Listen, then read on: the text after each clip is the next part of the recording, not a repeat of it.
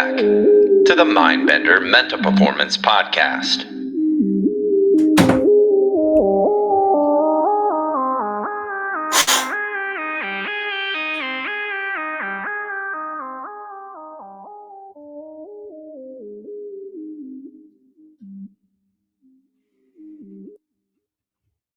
That is right. We did go San Antonio Spurs, Robert Ory. Now, episode 161, we're going Los Angeles Lakers, Robert Ory. Back to back today. Yep, trips for the win here on the Mindbender Mental Performance Podcast. Taking it from the clouds to the dirt, one episode at a time. This is episode 161, part 9, book breakdown of chapter 9 from the book Heads Up Baseball. Chapter 9, how to work on your mental game in practice. That's right. We talking about practice. This is the only podcast that former Licey baseball great turned pickleballer Enrique Byronese makes players fuerza. En la cabeza, el lugar es aquí, el momento es ahora. Wherever you are, the place is here. The time is now. Right? We're knocking down those mental and oftentimes emotional barriers that are getting in the way of consistent and confident performance outcomes. Today's episode, that's right, we talking about practice. Not in that bullshit, lazy way most dudes show up and just go through the motions. No, we're talking about growing through the motions. We're talking about purposeful reps, intentional mental game reps. If you want to be mentally tough in the ninth inning with runners on the game and the game on the line, you don't build that toughness in the ninth. You build it in February. You build it when no one's watching. It's what you do in private that you're rewarded for in public, right? If you want to play when the leaves turn brown and somebody wears the crown, it starts in December, January, and February. You don't rise to the occasion. You fall and sink to the level of your training and preparation. And mental training must be trained, period. Right? It's the missing link. So oftentimes, look, man, if you can get 1-2% better, and you're probably going to get a lot better than that, what's that going to mean as far as executing pitches on a baseball field, as far as executing a play, right? If your practice, right, starts without a mission in mind, you've got to start with that mission-focused practice. Mission-focused practice. You got to have a purpose or a mission. Know what you're trying to accomplish on the day. If your practice starts with no mission, you're setting yourself up to waste time. If you're just rolling into practice or bullpens to see how it goes, you're fucking winging it. And as one of my mentors said, the great Ichabod Kane said, winging it's for losers, man. So, questions you need to ask yourself is, what is my mission today? What kind of player do I want to be known as? What's one thing I can improve today, right? I'm going to lock in on my attitude and effort today. I'm going to compete with big confidence and big body language. I'm going to lock in on my pre-pitch and release routines. You know what? I'm going to lock in today, Kowalski, on my pre-game and post-game startup and shutdown routines, right? I'm going to crush my quab execution, or if you're a pitcher or two-way guy, you're doing quab and pitch execution and a well better how, right? So maybe it's to, execute every pitch with tempo, with breath, with rhythm. Stay inside every ball, hit it oppo taco. Own my pre-pitch routine on every pitch. But whatever you do, work at it with all your heart is for working for God, not for humans, right? That's in the greatest coaching manual of all time. It's called the Bible. And I've said this many times, and it's obvious if you've listened to this podcast for any length of time, or even if it's your first day here, it's obvious that I'm no theologian and I'm no minister.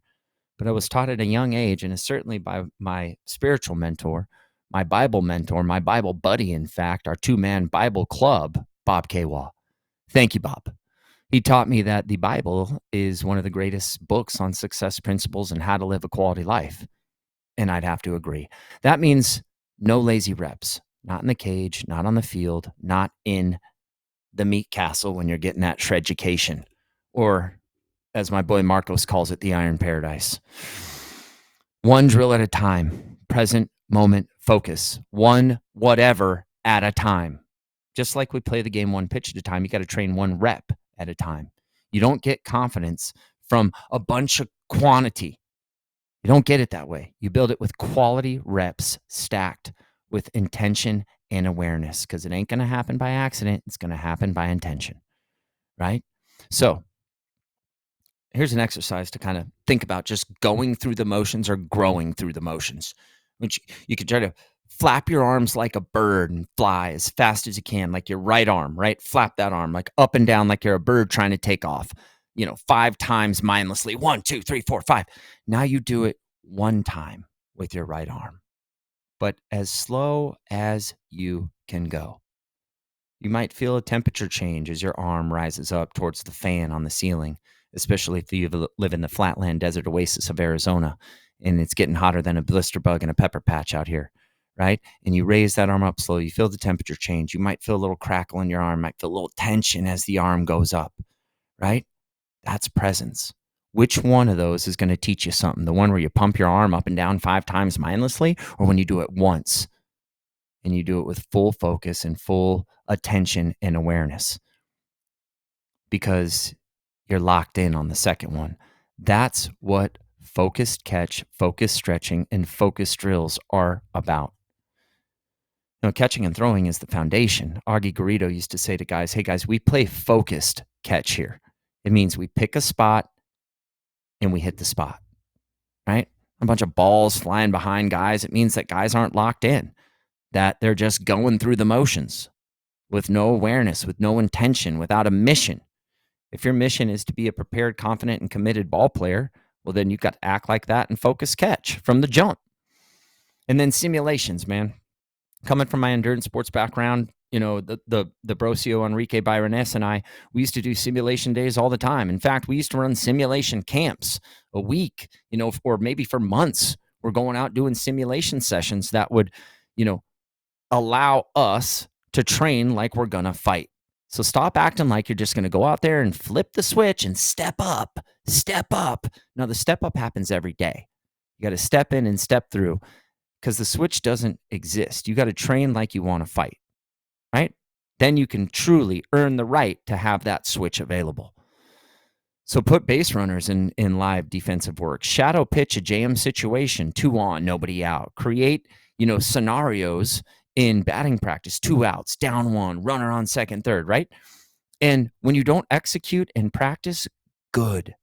Now you get to practice your release routine, your physical action, your breath on the focal point, your verbal trigger. Treat every round of batting practice or baseball practice like you're being watched by 30 scouts. That mindset tightens up the bullshit and brings out the focus and the intention and the awareness. Another great part of chapter 9 that I love is the 2-minute drill. You feel flat, you're mentally out of it, fuck it. Go your best, your absolute best quality intention on every single pitch for 2 minutes. Lock in like your life depends on it. Every rep, every throw, every breath, every pitch, right? Then ask yourself, what helped me click it in? What was I telling myself? What changed in my body language, my focus, my self-talk? Now you've got a formula, and that's gold on game day, man. And you got to practice the tools, your routines, pre-pitch, release routines, your breathing with your anchor. Remember, there's no right way or wrong way to breathe, but there certainly is more skilled and less skilled ways to breathe. And there's 4 parts to the breath, right? Inhale. Little bit of a hold is 2. Exhale is 3. Little bit of a hold completes the 4 steps. So mental game routines are not for the game only. This is a fucking lifestyle, right? Nothing is owned. Everything is rented, and the rent is due every day. So pitchers, use breath before every throw in the pen. Practice your release after a non-executed pitch. Shadow bullpens to pitch yourself out of adversity, because your brain doesn't know. Things happen twice, first in your mind, then in reality. Your brain's not sure if it's actually happening in real life, or if you've created this mental imagery vividly, clearly, and defined it in your mind. And as a pitcher, it's like, hey man, shadow this stuff too. It's not going to be any wear and tear on your arms. You don't need a catcher. You don't need a ball. You don't even need a field. Just need your mind. Hitters, start every round with a breath, man. Work your cage routine. Work on your green light swings. Work on yellow and red light release routine. Visualize, shadow your worst at bat, and course correct and redeem it. And that happens when you neutrally reflect post-game, post-practice in your QUAB execution journal. And fielders, step into your pre-pitch circle of focus. Use your verbal triggers. Release the errors and shadow game-like reps. Shadow routines work for everybody. Base runners, check your breath and your awareness on base. Visualize your jumps and the next base before each pitch. Know the situation. If you don't train it, you can't trust it, period. And let's talk about the iron paradise, man. The weight room is a mental game too. Think lifting doesn't have a mental game? Nah, definitely does. It may not look like it now, but I used to spend a lot of time in the Gold's Gym before they were bought out by EOS or LA Fitness. I don't know, man. I haven't been to the gym in a long, long time outside of Marcos's gym. Marcos Esquivel of MDE Athletics out here in Chandler, Arizona. Check him out. He's the Jay-Z of trainers. You just tell him what you want. He'll spit you out of session. Focus on the muscle you're working in there. Exhale on the effort. Inhale on the release. And even stretch with intent. Your body language, your focus, your self-talk, your off-field works reflects who the fuck you really are when you get to the field, right? It's not, I'm going to detach and be one dude over here and one dude over there. Yeah, you might need to flip the switch and become the alter ego when it's game time, right? When you cross the barrier, when Clark Kent becomes Superman, when Bruce Wayne becomes Batman, when the alter ego comes out, sure. When you go Kobe to Black Mamba and you're lacing up and locking in, right? But you're going to be able to need to reflect that in all areas of your life. Practice the debrief. What did you learn? What did I do well? What can I be doing better? And how am I going to do it next time? You're well better how, man? Don't just, the end of the practice, don't just dip out. Reflect. Neutrally reflect. Write that shit down. Stack those insights. That's how you go from average to elite. You don't train mental game skills by talking about them. You train them by doing them today with intention, with awareness, with purpose. So go into your next practice with a fucking mission. Lock in on one mental skill. Anchor down with the breath. When the shit hits the fan and the adversity comes, hit that release routine. One pitch, one rep, one mission at a time. If you want to be great under pressure, train that shit now. If you want to be playing when the leaves turn brown and somebody wears the crown, be that dude today. Para mis jugadores latinos, más línea, más vida. Hasta la próxima. Recuerda, si quieres ser un jugador disciplinado, comprometido y preparado en el futuro, empieces esa mierda hoy. Si necesita lo que se necesita y lo mejor está por venir.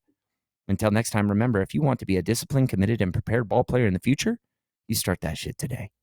It fucking takes what it takes. And if you choose, the best is yet to come. It's one small step for man, one giant leap for mankind. Bunch of legends up there. Happy opening day. Dominate the day. Don't count the days, make the days count is what they say.